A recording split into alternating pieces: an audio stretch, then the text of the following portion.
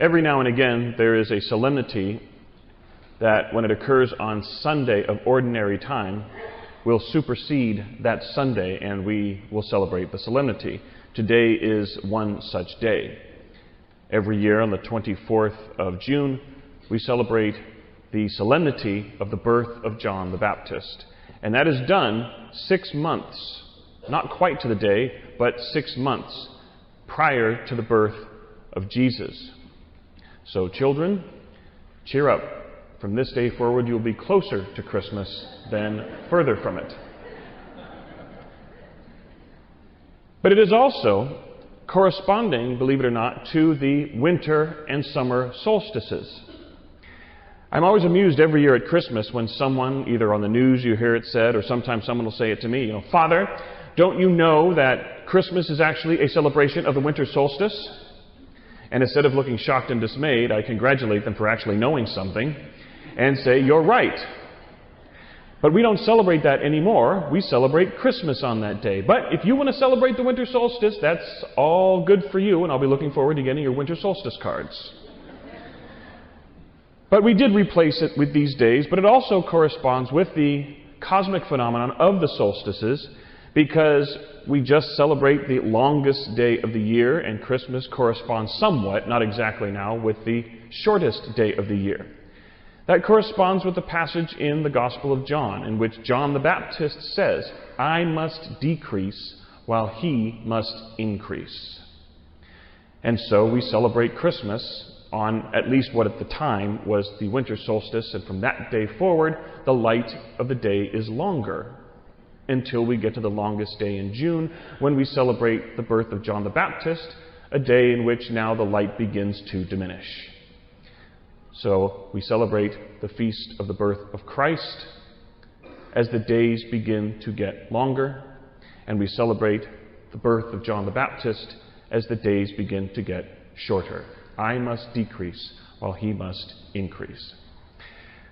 The exact days of those births we don't know for sure, but we do have that rather clever way of separating these two particular feasts and births, because even in the Gospel, Elizabeth was in her 6th month when Mary conceived Jesus, so they're 6 months apart.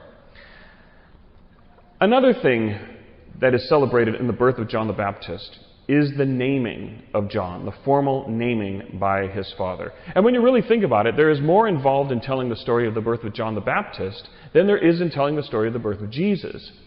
In the Gospel of Luke, the birth of Jesus is pretty much the story of the shepherds being told that he is born. And they go and they see the infant Jesus. Here we are there at the birth and at the circumcision of John the Baptist when all these events take place. And it is there that he is formally given his name. And it's a dramatic moment when the name is bestowed. And as we hear from Isaiah, it says, from the womb I have named you. Isaiah is a prophet just as John the Baptist is a prophet.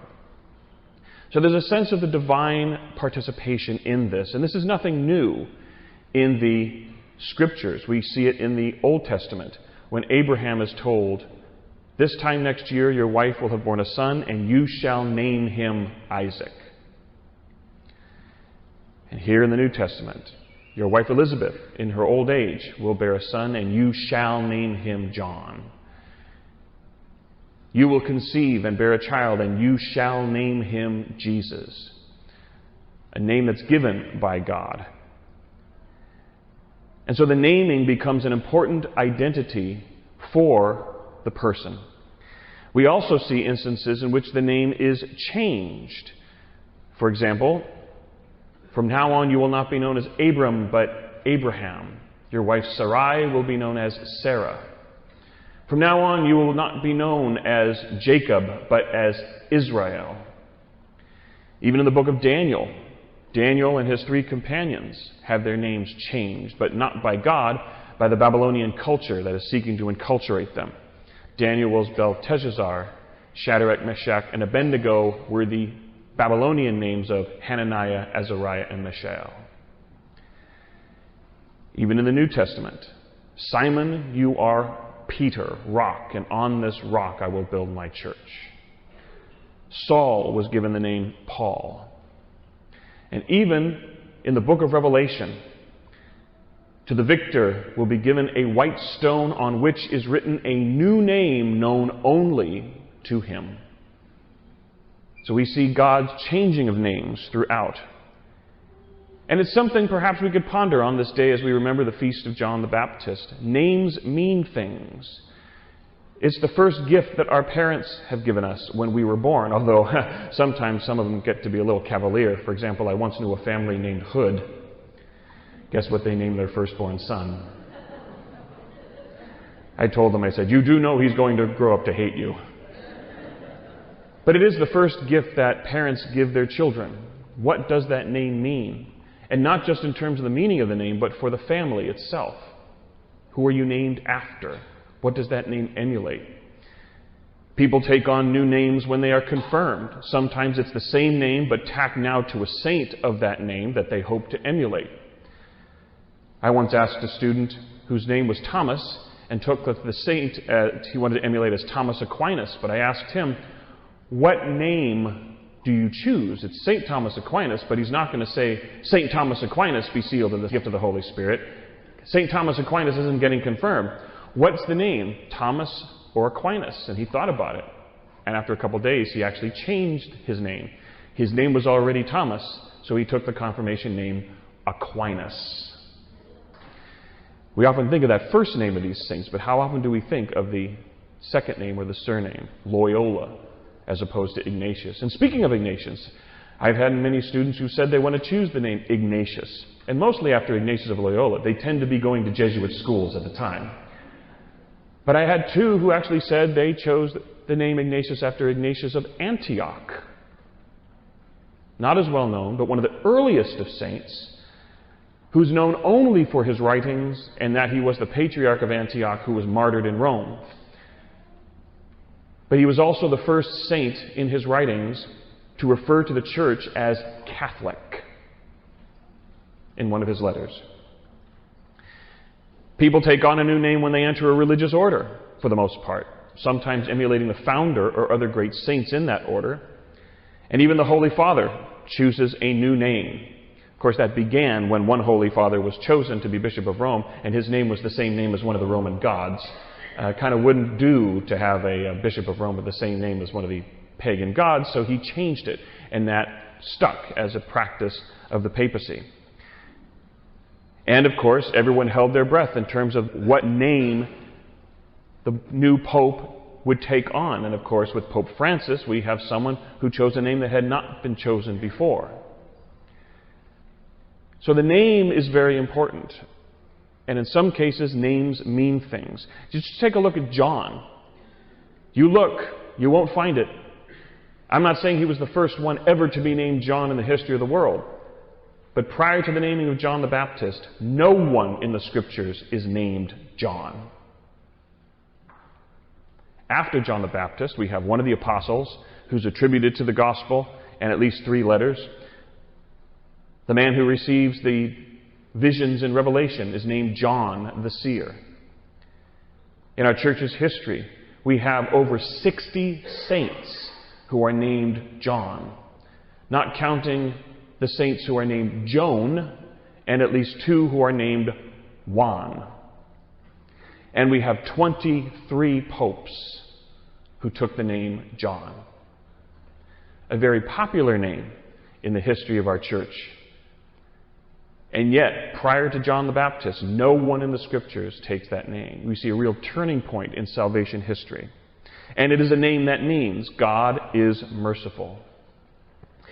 We look at the name Simon, God has heard, whose name is changed to Peter, which means rock. Saul, which means to ask.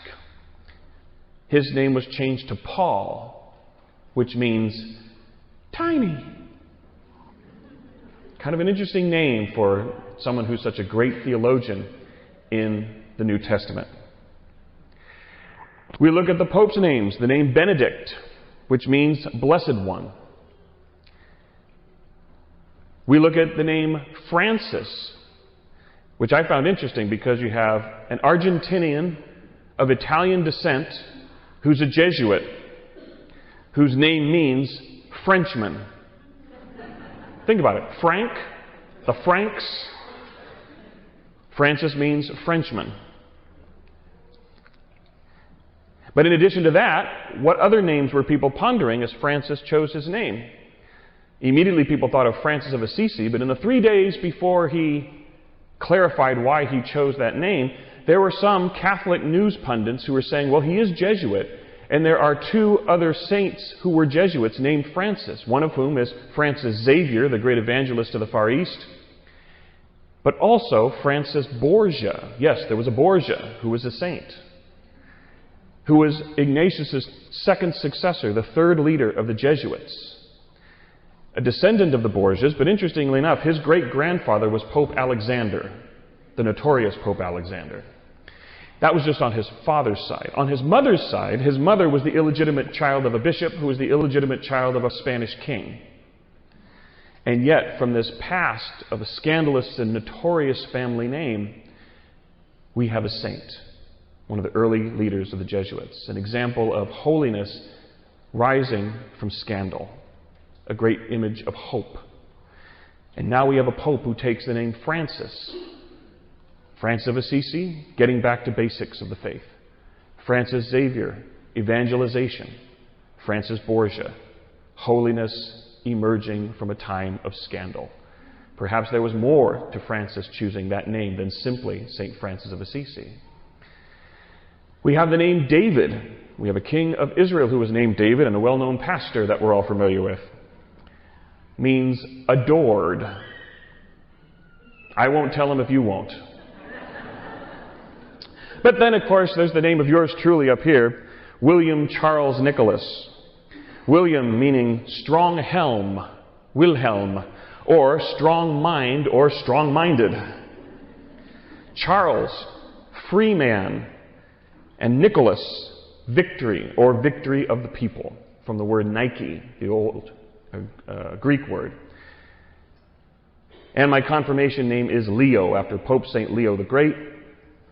And Leo, of course, means lion. So we have a lion who's a free man, who is strong-minded and victorious. I'll take it. Thanks, folks. But you look at those names as well. William is a very popular name in England because at the time of the Knights, St. William of Gellone was a very popular knight and Duke of Aquitaine under Charlemagne. And it became even more popular after William the Conqueror conquered England and is now the name of one of the successors to the throne in England, who will be William V after the death of Charles. You look at other names that are familiar, such as Joseph, the father of Jesus in Nazareth, which means God raises, and Mary, which means rebellious woman. An ironic name for someone who is known for complete submission to the will of God. And of course, it's a popular name because of one who bore that name, even if that name does mean rebellious woman. But names mean things. And as we come and celebrate the naming of John the Baptist, as we celebrate the feast of his birth, it might be worth pondering our own names. The names that were given to us by our parents. The names of our families into which we were born. The name that we took on in our confirmation. Names mean things. And all in the context of that one name we profess, Jesus Christ, in whom we profess absolute faith and adherence to the gospel he gives us. Perhaps it would be ponderance of our own identity and place in the context of that faith as we come to understand and know the meanings of our names. What does that mean in light of the faith we profess? The names we were given, the names we took on. What does that speak of our personality, our identity, and our family? And on this feast of the birth of John the Baptist, let us truly give thanks for our name. The names we were given, the names we chose as a matter of faith and confirmation. And how can we live that which we seek to emulate in those names as we go forth as followers of Christ and people of faith?